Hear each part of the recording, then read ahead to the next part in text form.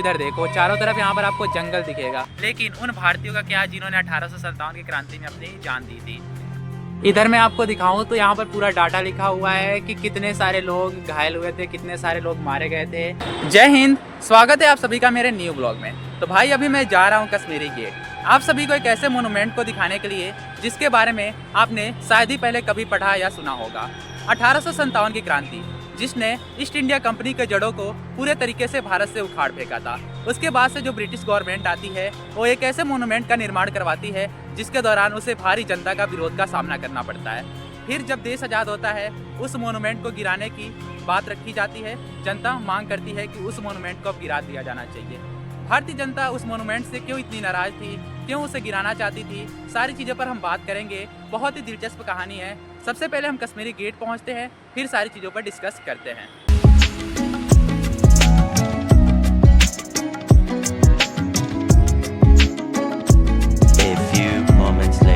तो guys finally मैं अपने डेस्टिनेशन पर पहुंच चुका हूं। आप मेरे पीछे जो एक बड़ा सा मोनूमेंट बना हुआ दिख रहे होंगे, यहाँ पर एक बड़ा सा स्ट्रक्चर बना हुआ है, ये है म्यूटिनिटी मेमोरियल। और इसी के बारे में मैं आपको बता रहा था। यहाँ पर पहुँचने के लिए मेमोरियल थोड़ा सा बहुत दूर दराज के इलाके में स्थित है। कश्मीरी गेट का जो मेन रोड है ना, उससे थोड़ा सा आपको दूर आना पड़ेगा, तो थोड़ा सा प्रॉब्लम फेस करना पड़ सकता है। बाकी अगर आप गूगल मैप को फॉलो करते हो तो आप सही डायरेक्शन में पहुँच जाओगे। गूगल मैप को फॉलो करते हुए ही मैं यहाँ तक आया।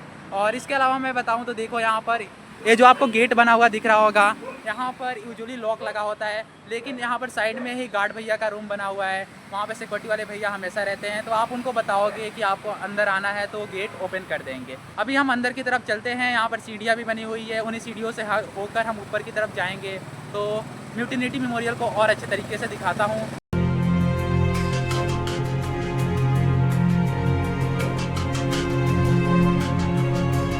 अब मैं आपको इस मोनूमेंट की ब्रीफ सी हिस्ट्री बताता हूँ। 1857 की क्रांति के बारे में तो आपने ज़रूरी पढ़ा या सुना होगा। उस क्रांति में बहुत सारे अंग्रेज़ सिपाही भी मारे गए थे, तो दूसरी तरफ बहुत सारे भारतीय आम लोग और सिपाही भी शहीद हुए थे। हालांकि किसी भी तरीके से ब्रिटिश सरकार अपना हुकूमत कायम रखती है, वो अपना नियंत्रण भारत पर बनाए रखती है। फिर 1864 का टाइम आता है जब ब्रिटिश सरकार डिसाइड करती है कि वो एक ऐसा मोनूमेंट बनाएगी, वो एक ऐसा मेमोरियल बनाएगी जो कहीं ना कहीं अंग्रेज़ सिपाहियों को समर्पित होगा, इंग्लिश जो ऑफिसर थे उनको समर्पित होगा, जिन्होंने 1857 की क्रांति के दौरान अपनी जान गंवाई थी। तो इससे आप समझ सकते हो कि जो इसकी विचारधारा थी, जो इसका मकसद था, कहीं ना कहीं उसका पर्सपेक्टिव अंग्रेज़ों का था। ये देखो इधर ना 1857 की क्रांति में भाग लेने वाले सारे अंग्रेजी रेजिमेंट्स के नाम लिखे हुए हैं। बेसिकली ये सारे अंग्रेज़ों के रेजिमेंट थे। देखो कितनी सारी है जिन्होंने भारत की उस टाइम की लड़ाई में हिस्सा लिया था। साइड में आपको दिखाऊं तो इधर भी कुछ ऐसा ही है। यहाँ पर पूरी घटनाक्रम लिखी हुई है कि कब इस क्रांति में क्या चीज़ें हुई थी। देखो यहाँ पे मई 30 से ये जो लड़ाई थी वो शुरू हुई थी, और देखो कहाँ तक आती है। जो फाइनल अंग्रेज़ों का फिर से कंट्रोल सितंबर 20 को स्थापित होता है। तो देखो भाई पूरा इन्होंने मतलब ना लिख रखा है कि कब क्या चीज़ें हुई थी। इधर मैं आपको दिखाऊं तो यहाँ पर पूरा डाटा लिखा हुआ है कि कितने सारे लोग घायल हुए थे, कितने सारे लोग मारे गए थे। और ये जो पूरा डाटा लिखा हुआ है अंग्रेज़ों का पर्सपेक्टिव है, अंग्रेज़ों का दृष्टिकोण है, तो इसमें कितनी सच्चाई होगी, कितनी वास्तविकता होगी, इस पर तो हम नहीं कह सकते, क्योंकि भाई उनका कंट्रोल था तो वो अपने अकॉर्डिंग लिखेंगे, जैसा वो चाहते होंगे वैसा ही वो प्रदर्शित करेंगे।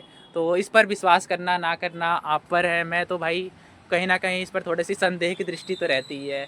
इधर भी आप देखोगे तो कुछ ऐसा ही डाटा पूरा मेंशन है। तो यहाँ पर जो आम लोग थे ना, जो भारत के लोग थे ना, उन्होंने भी हिस्सा लिया था अंग्रेज़ों की तरफ से। तो सोचने वाली बात है ना कि मतलब भारत के लोग भारत के लोगों के खिलाफ ही लड़ रहे हैं। ये सारी चीज़ें उस टाइम भी थी और कुछ हद तक आज भी है। यहाँ के कुछ बोर्ड्स पर उर्दू और हिंदी में भी वाक्य लिखे हुए हैं, क्योंकि उस समय में जो भारत की आम जनता थी उनकी भाषा हिंदी और उर्दू होती थी। तो अंग्रेज़ कहीं ना कहीं चाहते थे कि जो उनकी विचारधारा है, जो उनका मैसेज है, वो आम लोगों तक भी पहुँचे। यही कारण रहा होगा कि इन्होंने उर्दू और हिंदी में भी यहाँ पर अपने शब्द लिखे हुए हैं। तो अब आपको काफ़ी हद तक समझ आ गया होगा कि क्यों भारतीय जनता ऐसी डिमांड कर रही थी। जो भारत के आम लोग थे वो चाहते थे कि इस मेमोरियल को गिराया जाए। क्योंकि देखो भाई, आप इस मेमोरियल को देखोगे, इसका स्टाइल देखोगे, इसका आर्किटेक्चर देखोगे, तो पूरा यूरोपियन जो स्टाइल है, पूरा अंग्रेज़ों का पर्सपेक्टिव है, वो झलकता है। लेकिन उन भारतीयों का क्या जिन्होंने 1857 की क्रांति में अपनी जान दी थी। अब मैं आपको एक मज़ेदार और इंटरेस्टिंग सा फैक्ट बताता हूँ। देश आज़ाद होने के 25 सालों के बाद सन 1972 में भारत सरकार ने इस मेमोरियल के ठीक नीचे एक बोर्ड लगवाया और उस पर लिखवाया कि यहाँ अंग्रेज़ों ने जिनके लिए दुश्मन शब्द का प्रयोग किया है वो भारत के प्रथम स्वतंत्रता संग्राम में हिस्सा लेने वाले भारत के बहादुर सिपाही थे। अगर मैं आपको इस मोनूमेंट के चारों तरफ दिखाऊं तो इधर देखो, चारों तरफ यहाँ पर आपको जंगल दिखेगा। काफ़ी एकांत है यहाँ पर, कोई भी मेरे को इंसान तो देखने को नहीं मिल रहा है। कुछ बंदर ज़रूर देखने को मिल रहे हैं, आप देख सकते हो, शायद आप लोगों को नज़र भी आ रहा हो। तो वहाँ पर कुछ बंदर बैठे हुए हैं। हालांकि आप यहाँ पर, मैं सजेस्ट करूँगा कि आ सकते हो, लेकिन 1-2 लोगों के साथ आना। वैसे यहाँ पर हमेशा सिक्योरिटी गार्ड रहते हैं, तो कोई घबराने की तो बात नहीं है। आगे यहाँ पर आपको रोड भी दिख रहा होगा, तो ये जो मोनूमेंट है बिल्कुल रोड पर ही आपको देखने को मिल जाएगा। उम्मीद है कि आपको आज का ये ब्लॉग पसंद आया होगा। ब्लॉग पसंद आया हो तो प्लीज़ वीडियो को लाइक कर लेना। मैं बहुत सारे हिस्टोरिकल मोनूमेंट्स को विजिट करता रहता हूँ, तो ऐसे ढेर सारी कहानियाँ, किस्से और हिस्टोरिकल मोनूमेंट्स को आपको आगे भी देखने को मिलेगा।